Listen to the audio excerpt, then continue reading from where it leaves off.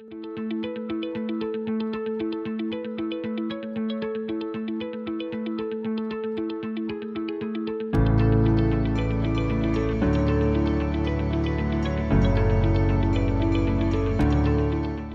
me réjouis de cette opportunité de vulgariser le contenu de nos travaux en équipe avec d'autres disciplines que la mienne, puisque des orthophonistes, désormais au nombre de 20 en PACA, sont formés sur les aspects développementaux des enfants bilingues. Également avec la présence de linguistes, avec la présence de personnel de crèche, des directrices de crèche. Nous avions plusieurs des élus à la petite enfance de plusieurs villes du département 04. Nous avions également des enseignants de classe monolingue et de classe bilingue. Un nombre de parents étaient présents et d'autres personnes qui sont confrontées, enfin qui travaillent, qui reçoivent des enfants bilingues, donc que ce soit enseignants, psychologues, des nounous. Et c'était très enrichissant aussi de rencontrer ces personnes et de voir leur point de vue et de voir qu'en fait nous avions les mêmes objectifs et que ça serait vraiment sympa de travailler tous ensemble.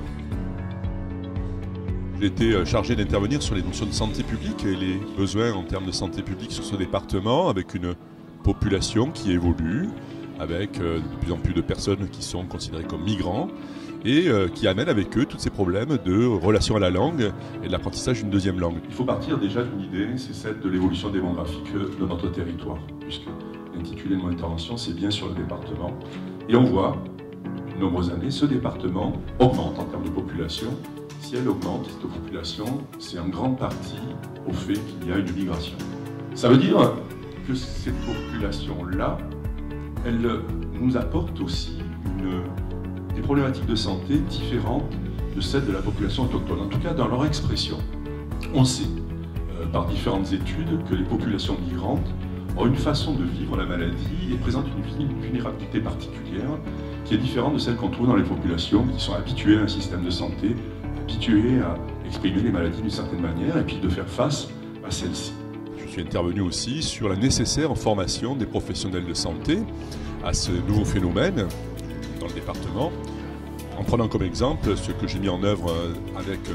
Franck Scola dans l'Institut de formation en soins infirmiers à Digne-les-Bains. Récemment, peut-être savez-vous que nous avons reçu des gens qui venaient de Calais, ils sont arrivés à Digne, dans un village qui est à côté, et avec des problématiques de santé particulières, entre autres au niveau de la prise en charge de ce qu'on appelle le stress post-traumatique. J'aimerais développer au maximum cette formation que j'ai créée, ce module de formation que j'ai créé en faveur des orthophonistes pour la prise en charge des troubles développementaux survenant chez des enfants bilingues. Sur notre territoire en France, certains enfants vont développer leur langage oral en étant exposés à plusieurs langues. Ce phénomène-là, il va falloir que nous, maintenant en orthophonie, on l'intègre à notre pratique et qu'on l'accompagne.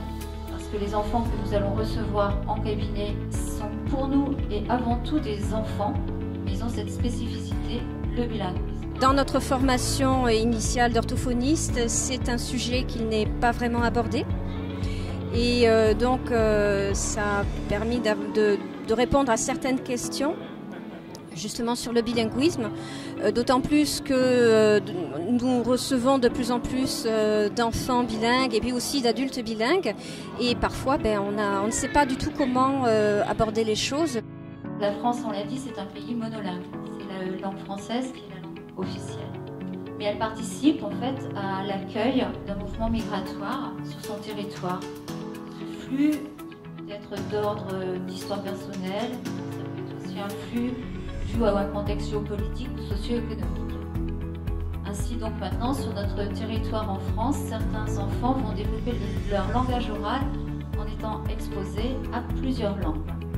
Une rééducation orthophonique, pour qu'elle fonctionne, il faut que les parents s'investissent, il faut que les acteurs autour de l'enfant aient conscience des difficultés sans les stigmatiser, qu'ils puissent avoir un minimum de renseignements là-dessus. On doit très souvent rester en lien assez direct avec les enseignants et les parents. Au niveau des écoles internationales, nous voudrions organiser la formation des enseignants, la rendre éventuellement obligatoire, rendre transparent et Claire, les critères d'admission des enseignants des écoles bilingues, uniformiser l'information en faveur des parents d'enfants bilingues et que les critères d'admission des enfants en école bilingue soient transparents, clairs et surtout basés sur les acquis de la recherche.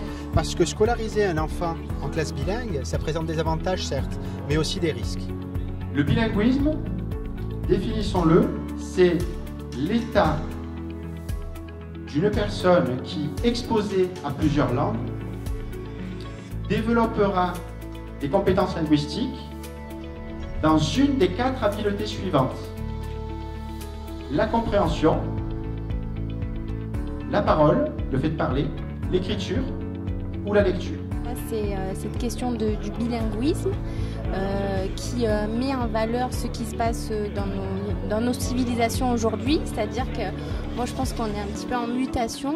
Comme il y a le bilinguisme aujourd'hui, il y a aussi la numérisation. Enfin, je crois qu'il y a plein de choses qui changent.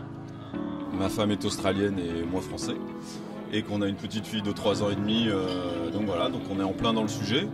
Et donc comme tout parent, on veut le meilleur pour nos enfants, donc on essaie de se renseigner le maximum pour qu'elle ait le meilleur avenir possible. With a second child on the way, it's always nice to make sure that you're doing the best possible for your children, to have a positive influence, even though it's a second language in the country of the father.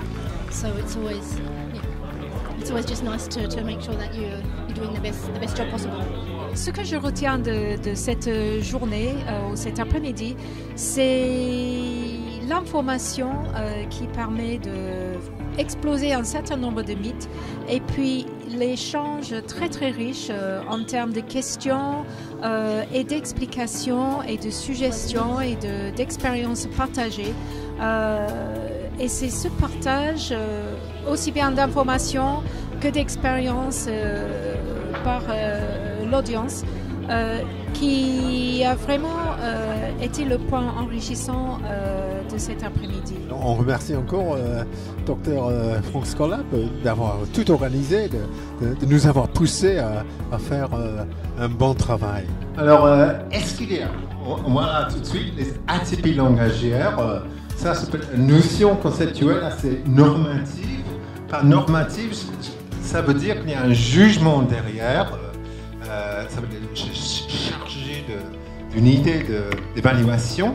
Alors, ce que moi je veux savoir, avant de commencer, là vous pourriez juste lever la main, est-ce qu'il y a des locuteurs typiques dans la salle?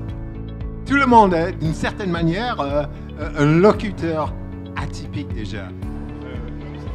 Le bilinguisme n'est pas un trouble et c'est pas pathologique et il n'y a pas d'handicap, ça fait partie d'une singularité et il faut porter sa singularité et sa différence.